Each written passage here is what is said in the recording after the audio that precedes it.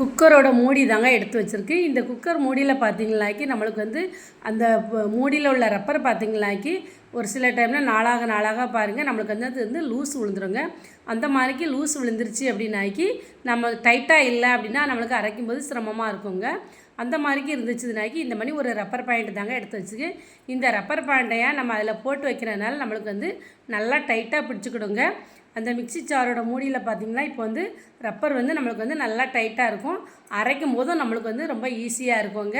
இந்த மெத்தடு உங்களுக்கு ரொம்ப யூஸ்ஃபுல்லான டிப்பாக இருக்கும்னு நினைக்கிங்க. பிடிச்சிருந்தா வீடியோக்கு லைக் பண்ணுங்கள். இப்போ பூண்டு எல்லாம் நம்ம வாங்கி வச்சுருப்போங்க. இப்போ நார்மலாக பூண்டு பார்த்திங்களாக்கி சின்ன பூண்டு பெரிய பூண்டு அப்படின்ட்டு இருக்கும். நம்ம வந்து இந்த நார்மலாக எல்லாத்தையுமே மொத்தமாக உடச்சி போட்டிருப்போம். இதில் நாட்டு பூண்டு பார்த்திங்களா கொஞ்சம் பொடிசாகவே இருக்குங்க. நம்ம பார்த்திங்களாக்கி சட்னிக்கு பார்த்திங்களா அரைக்கும்போது நம்ம வந்து எந்த இதுக்கு அவசரத்துக்கு பார்த்திங்களா எல்லாமே மிக்சடாக கிடக்கிறதுனால மொத்தமாக எடுத்து போட்டும் போங்க. பார்த்திங்களாலே தெரியும். இப்போது ரொம்ப குட்டியாக இருக்க பூண்டை வந்து நம்ம கொஞ்சம் ஃப்ரீயாக இருக்க டயத்தில் பார்த்திங்களா நம்ம வந்து கொஞ்சம் எடுத்து வச்சுக்கிட்டோம்னாக்கி சட்னிக்கு எதுவும் அரைக்கிறதுக்கு அதை யூஸ் பண்ணிக்கலாங்க. குழம்புக்கு யூஸ் பண்ணணுங்கும்போது இந்த பெரிய பெரிய பூண்டை நம்ம இப்படி உடைக்கணுங்கும்போது அது ரொம்ப யூஸ்ஃபுல்லாக இருக்குங்க. நம்மளுக்கு வந்து இந்த குட்டி பூண்டை உடைக்கிறதுக்கு கொஞ்சம் சிரமமாக இருக்கும்.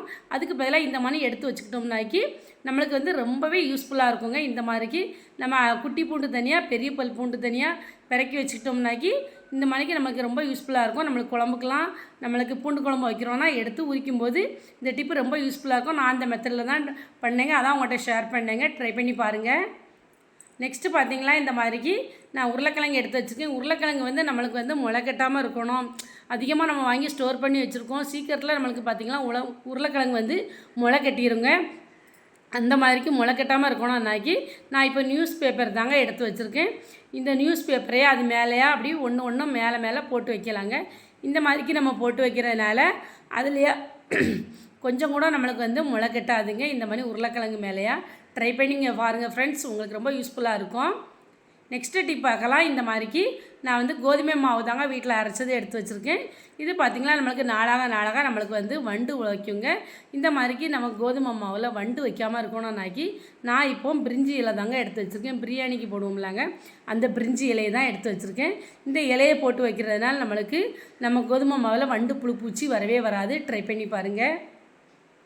என்னுடைய விளக்கை பார்த்திங்களா எந்த அளவுக்கு கருத்து போய் இருக்குது அப்படிங்கிறத பார்த்தாலே தெரியுங்க. இந்த விளக்குக்கு பார்த்திங்களாக்கி நம்ம இதை பளிச்சுன்னு ஆக்கிறதுக்கு எந்த ஒரு பொருளுமே நம்ம கடையிலேருந்து வாங்க வேண்டியவே இல்லைங்க. நம்ம வீட்டில் இருக்க பொருளை வச்சு ஈஸியாக நம்ம வந்து சூப்பராக நம்ம பளிச்சுன்னு ஆக்கிடலாங்க. அதுக்கு நான் இப்போ சோறு வடித்த கஞ்சி தண்ணி தாங்க எடுத்து வச்சுருக்கேன். இந்த கஞ்சி தண்ணி பார்த்திங்கன்னா நம்மளுக்கு புளிக்க வச்சு நம்மனாக்கி ரொம்ப யூஸ்ஃபுல்லாக இருக்குங்க. நெக்ஸ்ட்டு பார்த்திங்களாக்கி நான் இந்த மாதிரிக்கு கொஞ்சமாக உளுந்து நம்ம ஊற வச்சுருப்போம் இல்லைங்க அந்த தண்ணி அரிசி களைஞ்ச தண்ணியும் சேர்த்துருக்கேங்க.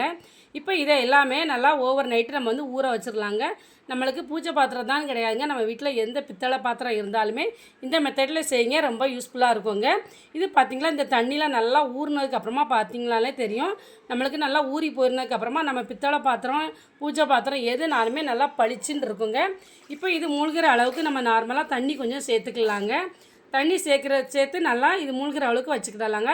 நெக்ஸ்ட்டு இப்போ நம்ம வந்து முந்தின நாள் நைட்டே நான் வந்து இதை வந்து ஊற வச்சுருக்கேங்க. ஊற வச்சுட்டு பார்த்திங்கனாக்கி மறுநாள் காலையில் நம்ம வந்து இதை வந்து எடுத்து பார்க்கலாங்க. இப்போ பார்த்திங்கனாலே தெரியும். காலையில் நான் இப்போ எடுத்து பார்த்து காமிச்சிருக்கேன். எப்படி இருக்குதுன்னு பாருங்கள். நம்முடைய விளக்கு வந்து எந்த அளவுக்கு இருக்குதுன்னு பாருங்கள். எண்ணெய் பிசுபிசுப்புக்கு வந்து அப்படியே தாங்க இருந்தது. ஆனால் அந்த விளக்கு பார்த்திங்களா எவ்வளோ பளிச்சுன்னு எப்படி இருக்குது அப்படிங்கிறத இப்போ தட்டு எடுத்து காமிக்கிறேங்க. அதுவுமே பாருங்கள் எந்த அளவுக்கு எப்படி இருந்துச்சுதுங்கிறத. ரொம்ப எண்ணெய் பிசுபிசுப்பாக அப்படி கருத்து போய் இருந்துச்சுது. இப்போ இதில் ஓவர் நைட் நல்லா ஊற போட்டதுக்கப்புறமா எப்படி இருக்குது அப்படிங்கிறது பாருங்கள். இப்போ அந்த பிள்ளையார் சிலையும் பார்க்கலாங்க.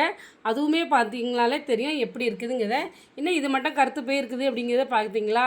இப்போ பாருங்கள் லைட்டாக கை வச்சு தேய்ச்சி உடையுமே பாருங்கள் அப்படியே சூப்பராக நல்லா நிறம் கொடுத்துருக்கோங்க. பாருங்கள் லைட்டாக கை வச்சு தான் இப்போ தேய்ச்சி கொடுத்துருக்கேன். அதுக்குமே நல்லா பளிச்சுன்னு இருக்குது.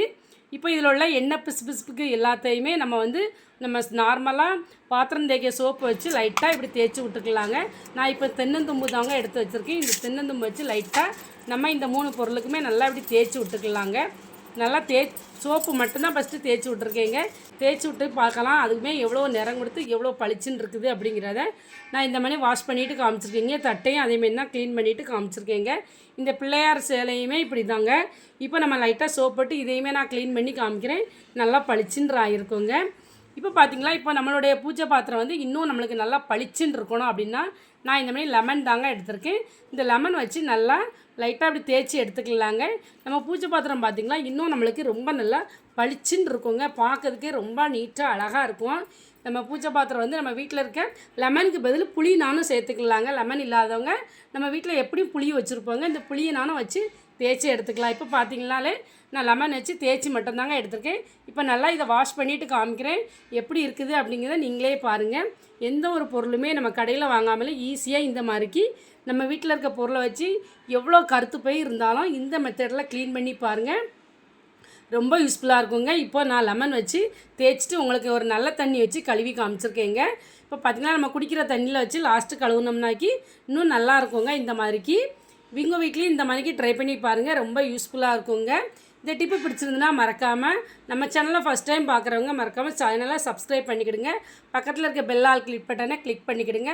உங்கள் ஃப்ரெண்ட்ஸ் அண்ட் ஃபேமிலிக்கும் ஷேர் பண்ணுங்க. பாட்டி காலத்துலலாம் இந்த மெத்தடை தாங்க ட்ரை பண்ணுவாங்க. வீடியோ பிடிச்சிருந்தா வீடியோக்கு ஒரு லைக் பண்ண மறந்துடாங்க.